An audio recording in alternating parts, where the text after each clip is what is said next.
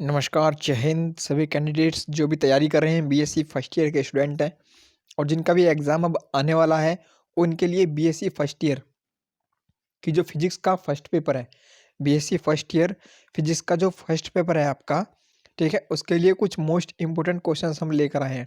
Physics first है ये BSc first year वालों के लिए है, तो कुछ 4 इम्पोर्टेंट क्वेश्चंस लेकर आए हैं। इन 4 यदि आप इन 4 प्रश्नों को कर लेते हैं, तो एग्ज़ाम में आपके इन प्रश्नों के आने की संभावना काफ़ी ज़्यादा है। इनके सॉल्यूशन भी मैं आपको कराऊँगा साथ के साथ।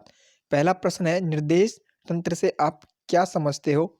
तो अब हम बताते हैं निर्देश तंत्र से क्या समझा जा सकता है? मैकेनिक एंड वेव मोशन जो है, ये बुक का नाम है। निर्देश तंत्र से आप क्या समझते हैं या फिर निर्देश तंत्र से क्या अभिप्राय है? ऐसा निर्देश निकाय जिसके सापेक्ष हम किसी कण की स्थितियों का मान ज्ञात करते हैं, ऐसा निर्देश तंत्र कहलाता है। तो आपको किस प्रकार से याद करना है, मैं आपको बता देता हूँ। साधारणतया पृथ्वी पर दृढ़ता से कीलित निर्देश निकाय स्थिर निर्देश तंत्र माना जाता है। पृथ्वी के सापेक्ष गतिशील कोई अल्प निर्देश निकाय गतिशील निर्देश तंत्र कहलाता है। आपको नोट्स किस प्रकार से आप देख लीजिएगा। पहली लाइन देखिए, ऐसा निर्देश से याद रखिएगा निर्देश तंत्र, जो क्वेश्चन में है उस हिसाब का याद रखना है। निर्देश तंत्र से ऐसा निर्देश निकाय, तंत्र से आपको निकाय कर देना है, निर्देश तंत्र हटाकर आपको क्या कर देना है, निर्देश निकाय जिसके सापेक्ष हम किसी कण की स्थिति का मापन करते हैं। ठीक है, सोच लीजिए। लो फिर एग्जाम्पल मैं आपको बता दूं। क्वेश्चन में पूछा गया है निर्देश तंत्र, तंत्र हटाकर क्या करना है, निर्देश निकाय के सापेक्ष, ये मान लीजिए निर्देश निकाय है, इसके सापेक्ष कोई पार्टिकल है, इस पार्टिकल की स्थिति का हम मापन करते हैं कि इसकी स्थिति अभी पार्टिकल की यहाँ थी, अभी यहाँ थी। ये पार्टिकल की जो स्थिति चेंज हो रही है, कोई कण की जो स्थिति बदल रही है, उसका मापन हम निर्देश निकाय से करते हैं। इसे निर्देश तंत्र कहते हैं। आप ये भी कह सकते हो किसी कण की स्थिति परिवर्तन का हम जो मापन करते हैं, किसी कण की स्थिति परिवर्तन का हम मापन निर्देश निकाय के द्वारा करते हैं। यह जो सारा प्रोग्रेस है, ये सारी जो प्रोसेस है, ये निर्देश तंत्र कहलाता है। लघु में आपका 2.50 लगभग 2.5 अंक में ये प्रश्न या 3 में पूछा जाता है। कभी-कभी लॉन्ग क्वेश्चंस में भी ये आ जाता है। अगला जो मोस्ट इम्पोर्टेंट क्वेश्चन है, जड़त्वीय तथा अजड़त्वीय फ्रेम से आप क्या समझते हैं या फिर क्या अभिप्राय है?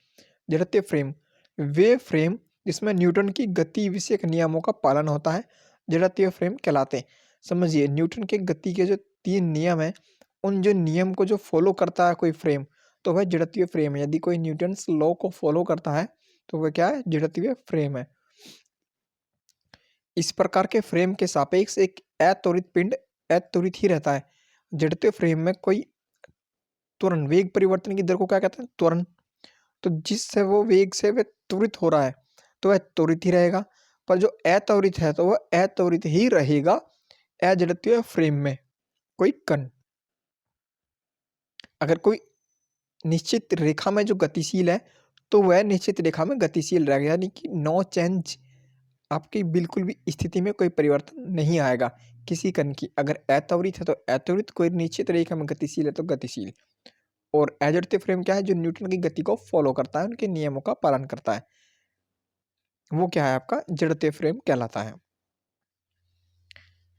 अब अजड़त्वीय फ्रेम को समझ लेते हैं। जो न्यूटन की गति का नियम का पालन नहीं करता या फिर जिनके लिए न्यूटन के गति के नियम वैध नहीं है, वो अजड़त्वीय फ्रेम कहलाते हैं। इस फ्रेम में परिवर्तन के योग्य हो, अजड़त्वीय फ्रेम कहलाता है।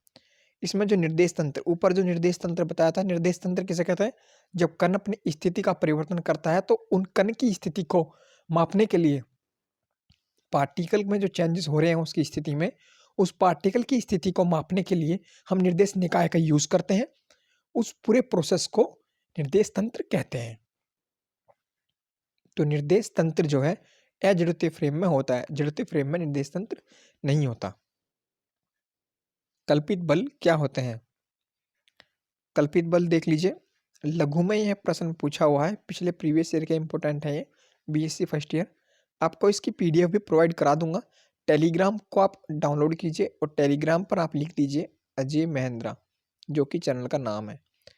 अजय महेंद्रा आप लिख देंगे, MEHENDR, तो अजय महेंद्रा आप लिख देंगे तो आपको फ्री में PDF प्रोवाइड हो जाएंगे। ओके, इंस्टा या फिर फेसबुक कहीं भी जाकर आप अजय महेंद्रा चैनल का नाम लिख देंगे तो वहाँ पर ऑफिशियल चैनल आपको मिल जाएंगे। कल्पित बल क्या होते हैं? ऐसा बल जो केवल निर्देश फ्रेम के त्वरण के कारण आरोपित हुआ होता है वो कल्पित या आभासी या फिर छद्म बल कहलाता है। क्वेश्चन ये काफ़ी ज़्यादा इम्पोर्टेंट है। ठीक है, अभी मैं आपको बता देता हूँ किस प्रकार से ये इम्पोर्टेंट है। इसमें बोला गया है फ्रेम क्या है? फ्रेम दो जड़त्वीय और अजड़त्वीय फ्रेम जिसमें न्यूटन के लॉ का पालन होता है, एक में लॉ का पालन नहीं होता। तो ऐसा बल जो निर्देश फ्रेम के त्वरण के कारण आरोपित ऐसा प्रतीत होता है, एक फोर्स मान लीजिए, एक फोर्स है, ऐसा प्रतीत होता है जैसे निर्देश फ्रेम के त्वरण के कारण आया है ये बल। एक ऐसा बल जो निर्देश फ्रेम के त्वरण के कारण, ऐसा बल जो निर्देश फ्रेम के त्वरण के कारण आरोपित हुआ प्रतीत होता है। दोबारा बोलिए, ऐसा बल जो निर्देश फ्रेम के त्वरण के कारण आरोपित होता हुआ प्रतीत होता है उसे हम कल्पित बल, छद्म बल, आभासी बल या कल्पित बल, छद्म बल या आभासी बल कहते हैं। पेपर में पूछ सकता है आभासी बल या फिर फिक्सेशन यानी कि कल्पित या फिर छद्म आपका बल कहलाता है। अब न्यूटन की गति का दूसरा नियम बताइए। यह नियम आपको कक्षा 9, कक्षा 11वीं में पढ़ाया गया है। न्यूटन की गति का दूसरा नियम बताइए। न्यूटन की गति का दूसरा नियम है प्रत्येक पिंड जब तक अपनी विरामावस्था या सरल अवस्था या फिर सरल रेखा की एक समान अवस्था में रहता जब तक उस पर बाह्य बल नहीं लगाया जाता। कहते हैं कि एक गेंद है, अगर इसको लुढ़का दें तो वह चलती रहेगी जब तक उस पर बाह्य बल ना लगा हो। अब आप कहेंगे कि ये तो अपने आप भी रुक जाती है, वो पृथ्वी के घर्षण बल के कारण चलती है और कोई और जो बल उस पर लगता है जो हमें पता नहीं चलता जिसके कारण वो रुक जाती है। ठीक है, ग्रेविटेशन वो भी एक बल है। तो अगर सारे फोर्स को हटा दें, ग्रेविटेशनल फोर्स को हटा दें, तो ये जो आपकी चलती ही रहेगी और गुरुत्वाकर्षण के कारण ये चलती है। जैसे कि हम जमीन पर चलते हैं तो गुरुत्वाकर्षण के कारण हम धरती को, हमें पता नहीं है पर हम धरती को जैसे धकेलते हैं, धरती हमें धकेलती है जिससे क्या हम आगे चलते हैं। तो जब तक कोई बाह्य बल ना लगे जब तक कोई चीज़ नहीं रुकती, यानी कि अपनी विरामावस्था या फिर अपनी गति की अवस्था को बनाए रखती है कोई पिंड, कोई कण, जब तक उस पर बाह्य बल ना लगे। यह गति का दूसरा नियम है। ये कुछ 4 इंपॉर्टेंट क्वेश्चंस थे जिनका सॉल्यूशन भी मैंने प्रोवाइड किया है बीएससी फर्स्ट ईयर के स्टूडेंट्स के लिए, चाहे आप किसी भी यूनिवर्सिटी से बिलोंग करते हो। पीडीएफ के लिए आपको लिंक डिस्क्रिप्शन बॉक्स में मिल जाएगा। बीएससी फर्स्ट ईयर की जो है फिजिक्स की अलग से प्लेलिस्ट बना दी है, आपको मिल जाएगा बीएससी 2022 फर्स्ट ईयर। ठीक है, physics first year, physics first, BSc first year 2022 physics आपको करके आपको प्लेलिस्ट मिल जाएगी। प्लेलिस्ट में आपकी सारी वीडियो होंगी, नंबर उस पे होंगे जैसे 1, 2, 3। यदि आप पूरी वीडियो देख लेते हैं 1 से लगाकर जितने भी मैं कराऊंगा कंप्लीट, तो आपके अच्छे मार्क्स आसानी से आप प्राप्त कर सकते हैं। ओके, जय